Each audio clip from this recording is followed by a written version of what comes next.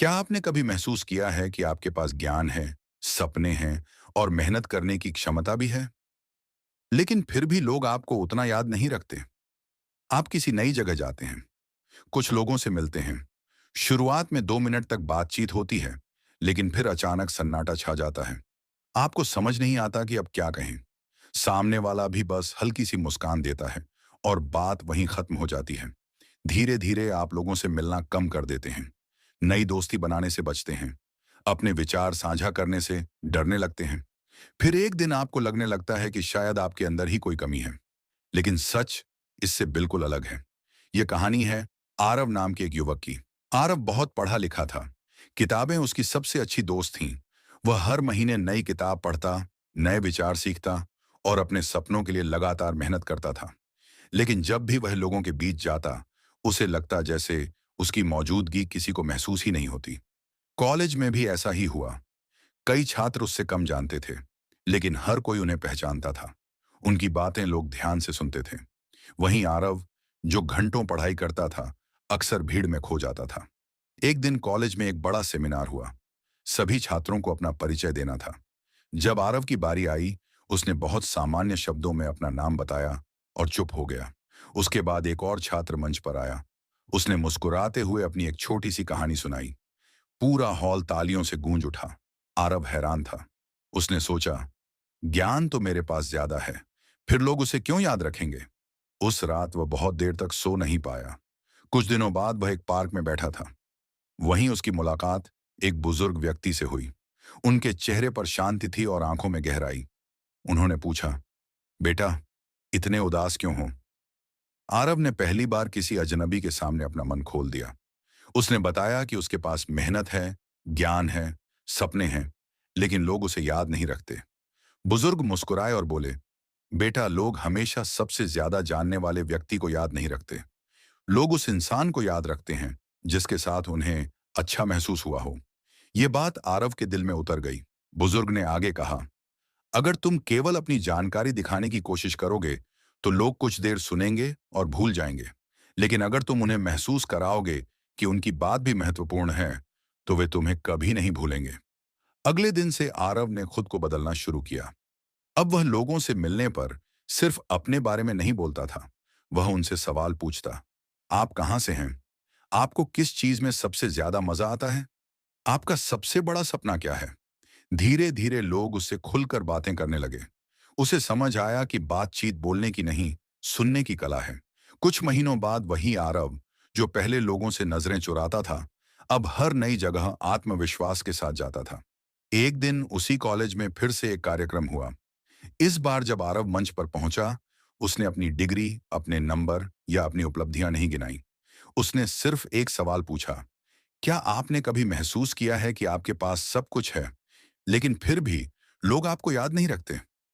पूरा हॉल शांत हो गया। हर किसी को लगा कि यह सवाल उसी से पूछा गया है। फिर उसने अपनी कहानी सुनाई। जब वह मंच से उतरा, तो दर्जनों छात्र उससे मिलने आए। किसी ने कहा, आपकी बात मेरे दिल तक पहुंची। किसी ने कहा, आज पहली बार लगा कि कोई मुझे समझता है।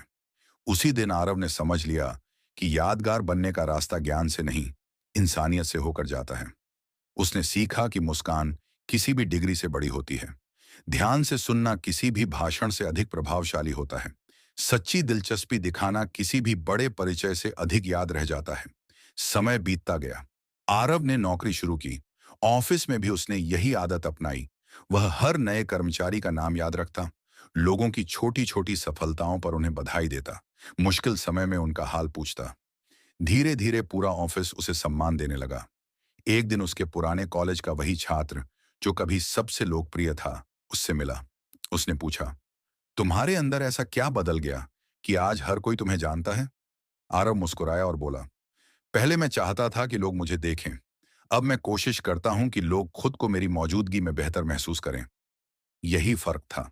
उसने दुनिया को बदलने की कोशिश नहीं की। उसने सिर्फ अपने व्यवहार को बदल दिया, और वही व्यवहार उसकी सबसे बड़ी पहचान बन गया। इस कहानी का सबसे बड़ा संदेश यही है, अगर आपके पास ज्ञान है तो उसे विनम्रता के साथ बांटिए। अगर आपके पास सपने हैं तो उन्हें मेहनत से पूरा कीजिए। लेकिन अगर चाहते हैं कि लोग आपको याद रखें, तो उन्हें सम्मान दीजिए। उनकी बात सुनिए और उन्हें यह एहसास कराइए कि वे महत्वपूर्ण हैं, क्योंकि दुनिया में सबसे यादगार लोग वे नहीं होते जो सबसे ज्यादा बोलते हैं। सबसे यादगार लोग वे होते हैं जिनके साथ बिताए हुए कुछ मिनट भी लोगों के दिल में हमेशा के लिए बस जाते हैं। याद रखिए, ज्ञान आपको सफल बना सकता है, मेहनत आपको ऊंचाइयों तक पहुंचा सकती है, लेकिन आपका व्यवहार ही तय करता है कि लोग आपको सिर्फ पहचानेंगे या हमेशा याद रखेंगे। लेकिन आरव की असली परीक्षा अभी बाकी थी। जिंदगी किताबों की तरह आसान नहीं होती।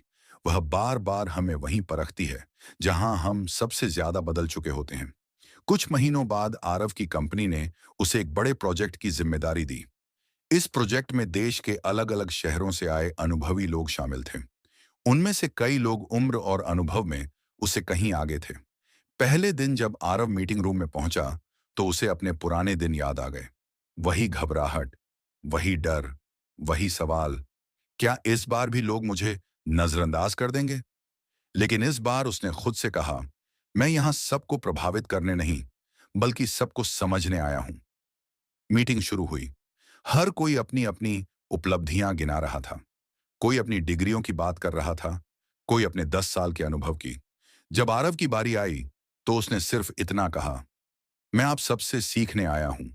अगर हम सब एक दूसरे की ताकत पहचान लें तो यह प्रोजेक्ट अपने आप सफल हो जाएगा। कमरे में कुछ पल के लिए सन्नाटा छा गया। फिर एक वरिष्ठ अधिकारी मुस्कुराए। उन्होंने कहा, आज पहली बार किसी ने अपनी तारीफ करने की बजाय पूरी टीम की बात की है। उस दिन के बाद माहौल बदल गया।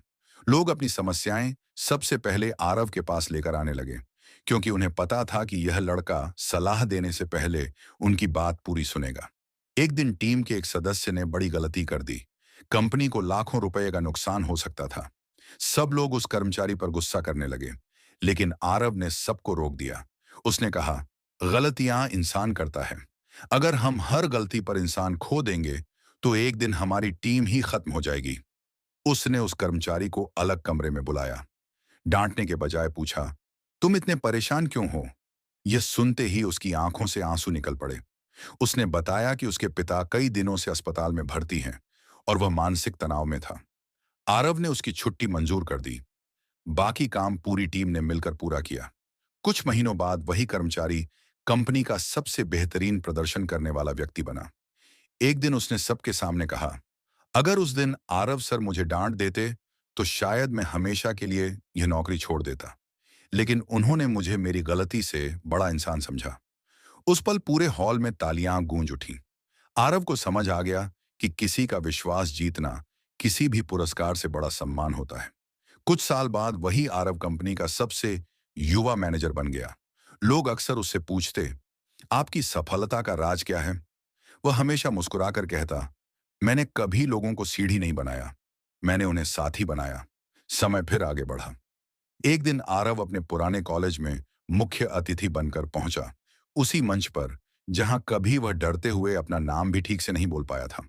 हजारों छात्र उसकी बात सुनने आए थे। उसने मंच से कहा, दोस्तों, याद रखिए, दुनिया में दो तरह के लोग होते हैं। पहले वे जो कमरे में आते हैं और चाहते हैं कि सब उन्हें देखें। दूसरे वे जो कमरे में आते हैं और कोशिश करते हैं कि हर व्यक्ति खुद को महत्वपूर्ण महसूस करे। पहले लोग कुछ समय के लिए प्रसिद्ध होते हैं, दूसरे लोग पूरी जिंदगी याद रखे जाते हैं। पूरा हॉल तालियों से गूंज उठा।